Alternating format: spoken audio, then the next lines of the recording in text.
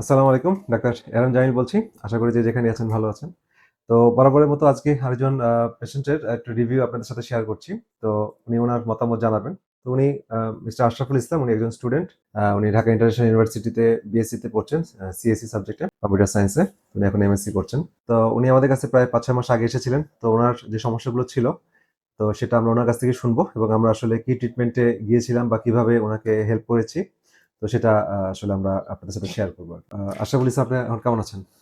আলহামদুলিল্লাহ আগের চেয়ে অনেকটা ইমপ্রুভ মনে আগের চেয়ে করতেছি। অনেকটা ইমপ্রুভ আছেন। জি, তো জি। আগে যে যখন আপনি আমাদের কাছে এসেছিলেন তখন কি, কি সিম্পটম ছিল? দর্শকের উদ্দেশ্যে যদি একটু বলেন। আচ্ছা, তখন হচ্ছে আমার আসলে পেট, বুক জ্বালাপোড়া অনেক বেশি করতো। আচ্ছা। এটার জন্য মেডিসিন দেখাইছিলাম। তো হুম। আসলে ওটা না কমার কারণে পরে এখানে আমি অনলাইন মানে থেকে পেট, বুক জ্বালা-পোড়াটা কয়দিন ধরে ছিল? এটা দীর্ঘদিন নাকি? দীর্ঘদিন না, প্রায় বছর খানেকের মতো। বছর খানেক ধরে। তা তো হ্যাঁ, কম হ্যাঁ, সময় না। এবং অনেকদিন এটার থেকে। জন্য আপনার অন্যান্য ডাক্তার দেখাইছিলেন বা হ্যাঁ, মেডিসিন দেখাইছিলাম। তো বিভিন্ন। আসলে উনারা এন্ডোস্কোপি করার একটা পরামর্শ দিয়েছিল। তো হুম। আসলে এন্ডোস্কোপিতে ভয় পাই অনেকটা। আচ্ছা, ভয় তো পাওয়ার জন্য করেননি। এইজন্য আপনার এখানে আসলাম। তখন কি তো ওষুধ খেয়েছিলেন তাদের ওষুধ ওখানে? খেয়েছিলাম। ১-১.৫ বছর ওষুধ খেয়েছিলেন?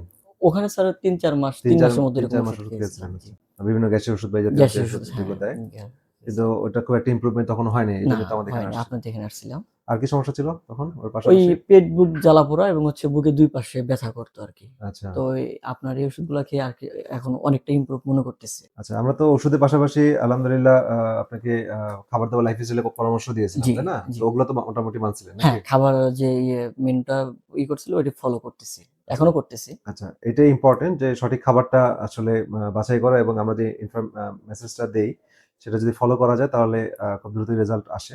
উনি আগে যেটা হতো যে জ্বালা-পোড়াতে মানে এটা খুব বেশি ছিল। উনার মেইন কমপ্লেইন তো পেটে জ্বালা-পোড়া এবং বুকে জ্বালা-পোড়া। জি, স্যার। এবং খাবার আগেও জ্বালা-পোড়া করতো, খাবার পরেও পরেও জ্বালা-পোড়া করতো। জ্বালা-পোড়া করতো। হ্যাঁ? এবং জি, আগে বিভিন্ন সময় বিভিন্ন গ্যাসের ওষুধ খেয়েছিলেন, ওটা তো কমে নাই। জি।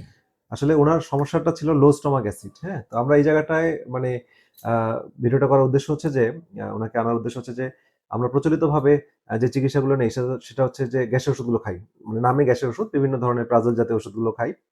তো অ্যাসিড আরো কমিয়ে ফেলি। তো কমিয়ে ফেলে উনি কিন্তু এটা থেকে বের হয়ে আসতে পারেন নাই। উনি ১-১.৫ বছর ধরে এই পেট জ্বালা-পোড়া, বুক জ্বালা-পোড়ায় সাফার করছিলেন। পরবর্তীতে আমরা যখন উনাকে দেখলাম এবং কিছু লোকাল টেস্ট করলাম, তো সেখানে দেখলাম যে উনার স্টমাক অ্যাসিডটা কম এবং স্টমাক অ্যাসিডের সিম্পটম গুলো উনার বেশি ছিল। তো পরবর্তীতে আমরা অ্যাসিডটাকে তার রিস্টোর করেছি, হ্যাঁ? তো অ্যাসিডটাকে মানে পুনঃস্থাপিত করেছি কিছু ন্যাচারাল মেডিসিন দিয়ে, তারপর খাবার-দাবার লাইফস্টাইল পরিবর্তন করে। যখন থেকে তার অ্যাসিডটা নরমাল হয়ে আসলো, এনজাইমটা ঠিক হয়ে আসলো, পিত্তের প্রবাহটা বাড়লো, তখনই তার এই সিম্পটম গুলো কমে আসলো আরকি। এটি হচ্ছে বিষয়। তো এখন আপনার যদি বলেন যে ১০০ র মধ্যে কত পার্সেন্ট আপনার কম বলা যায় এই জ্বালা-পোড়ার ভাবটা? ৯৯ 95 ৯০-৯৫, তার মানে অলমোস্ট এরকম কিওর হয়ে ই আছেন। করা যায়। আর এমনি আদারওয়াইজ পেশাব পায়খানা, ঘুম-টুম সব ঠিক আছে? হ্যাঁ, এগুলা সব স্বাভাবিক ঠিক আছে। আছে। জি। এই আরকি। তো এই মেসেজটাই দেওয়া যে আসলে অ্যাসিড কম না বেশি এটা ঠিকমতো যদি আইডেন্টিফাই করতে না পারি, হ্যাঁ? তাহলে আমরা আসলে দীর্ঘমেয়াদী গ্যাসের ওষুধ খেলে কিন্তু এটা অনেক সময় ব্যাকফায়ার করে। হিতে বিপরীত হয় আরকি। তো এই জায়গাগুলো একটু ডায়াগনোসিস এর প্রপারলি করে আপনাকে ট্রিটমেন্টে আসতে হবে। তাহলে আপনার সুস্থ হওয়ার চান্স আছে আরকি। তো যাক, আজকে ভিডিওটা খুব শর্টই করলাম। তো সবাই ভালো থাকেন, সুস্থ থাকেন। পরবর্তী আরো কোনো পেশেন্টের রিভিউ নিয়ে আপনাদের মাঝে হাজির হব। আল্লাহ হাফিজ।